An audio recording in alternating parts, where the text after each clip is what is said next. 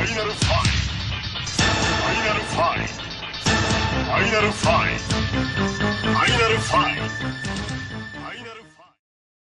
Hey everybody, welcome back to Video Game Esoteric Entertaining series on the entire Final Fight franchise, and if you can't tell already, we're not playing a beat 'em up game today, we are playing a fighting game, because we're taking a look at Final Fight Revenge. And I'm not here to say this game is a hidden gem or to apologize for its obviously glaring issues. I'm just here to say underneath all the jankiness, and trust me, there's a lot of it, there is a fun fighting game that has a lot of charm, and if you're a fan of the Final Fight franchise, you're definitely going to find something to enjoy here. Before I get too far involved though, do me a huge favor, down below hit like and subscribe and ring that notification bell, definitely helps us out. And if you feel so inclined to want to support the channel, I got a Patreon link down below as well. But you would think Capcom Final Fight and fighting game would have to be an absolutely legendarily good combination, because obviously Capcom was making the Street Fighter franchise and they had other teams making the Street Fighter EX franchise, so how does something like this go so wrong even though I still love it for some strange reason? It's all down to the fact that this actually wasn't made by Capcom Japan, by an American team. Capcom Japan basically set the tone as far as the overall concept was concerned, and then the American team went ahead and made the game. And you can definitely feel that because of all of Capcom's fighting games, 2D or 3D, Final Fight Revenge definitely has the worst flow to all of them. Obviously you can tell it is a full 3D fighter. You can move up and down into the screen and kind of circle around your opponent, but for the most part it's going to play like a traditional Street Fighter game, even if it is in the Final Fight franchise. And that is where a lot of the fun is here. If you love Final Fight, you're going to love all of the characters here. They're ripped straight from the game, and it's going to be an absolute ton of fun to see them rendered in 3D in a fighting game. And on paper, this really should have been an absolute hit. Everything here could have been amazing, but instead it's definitely janky, but somehow charming. And I will say the control scheme is a lot different than you would think. There is a special button that's going to allow you to move forward and backwards into the actual screen and kind of move in that 3D space. And additionally, that same button is going to pick up weapons and health ups in the arenas, because this is inspired by a beat 'em up franchise, obviously. So there's obviously going to be some weapons involved, and there's going to be some health items as well, just like there would be in the arcade Final Fight or any of the Super Nintendo ports. But I would say that the weapons really don't add anything to the game. If anything, actually picking them up can be a little bit of a chore. You should just treat this as a traditional fighting game and kind of ignore the weapons outside of having some fun. But let's talk about what this game does right. At least the speed and fluidity is there. The characters all move at a nice clip. They've got some good specials. It has that Capcom charm in the Final Fight franchise universe, combined with that feel of a Street Fighter 3D game.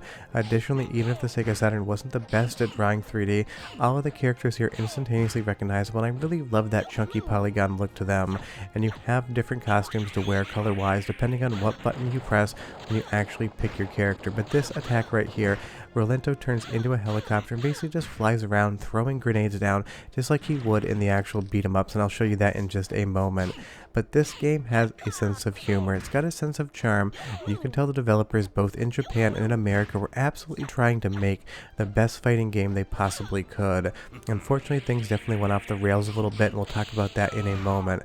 But I love talking about the successes of failed games, and honestly, visually, I do love this one. And you'll see here in Final Fight 2, Rolento on Super Nintendo, exact same moveset, moving around, throwing grenades. The only thing that doesn't happen is he doesn't actually become a helicopter. So I kind of love how Final Fight Revenge just goes completely cheesy and throws everything in the kitchen sink into the game and just says the hell with it, it should work. And I will say some of the moves look really well animated in 3D. Cody's spin kick there, it has a nice impact to it. One of the places this game definitely falls flat though, until you figure out what you're supposed to do, is playing against the CPU. If you just try to stay on the ground, you are going to get destroyed even on easy. This game feels like it's basically made around aerial kicks and aerial punches. Attacking your opponent, if you're just trying to do it on the ground, they're going to block it 9 out of 10 times, and you're going to be punished for it. But if you actually jump around a lot and use those kicks to your advantage, you're going to be able to get further into this game, because it has a difficulty curve that is absolutely massive at the beginning, but then basically mellows out into a plateau.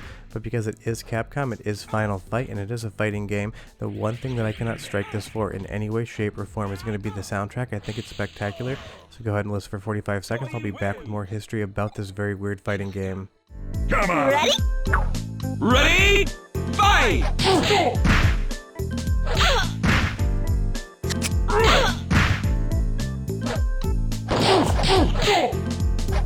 Don't move!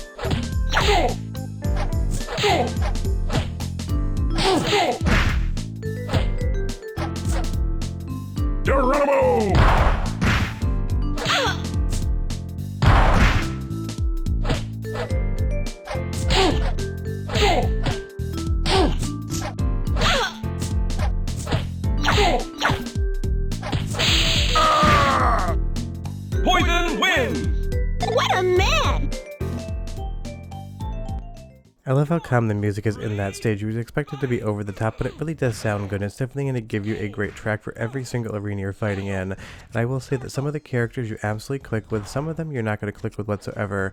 Eddie E here does carry a firearm, and you do have that ranged projectile by actually just kind of doing that fireball motion forward. It kind of works, but I love in this game the bullets absolutely fly at a glacial pace.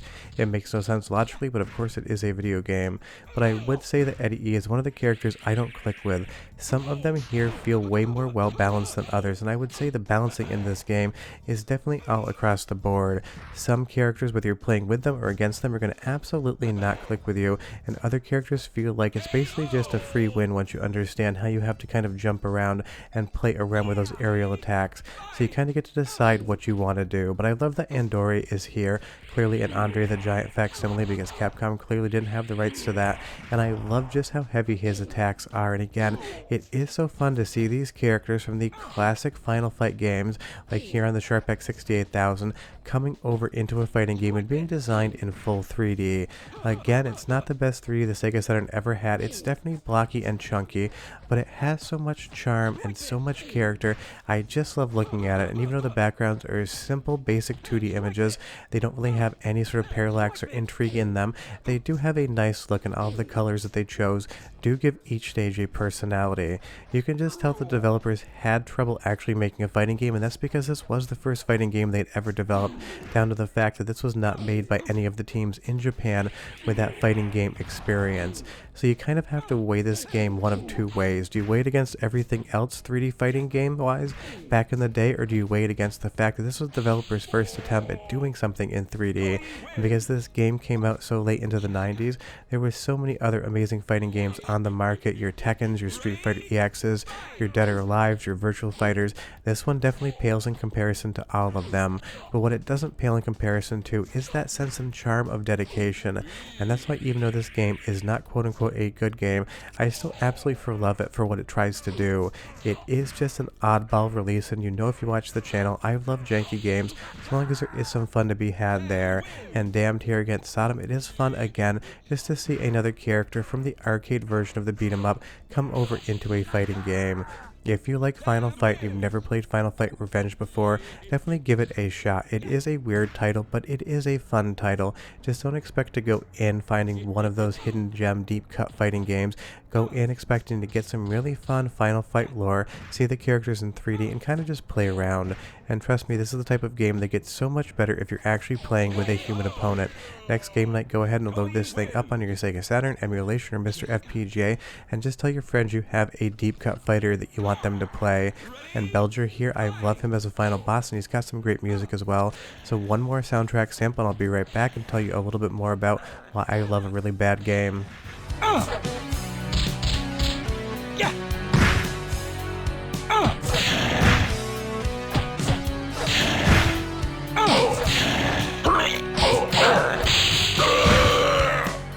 Cody wins. Yeah. Ready? Fight! Strike fist!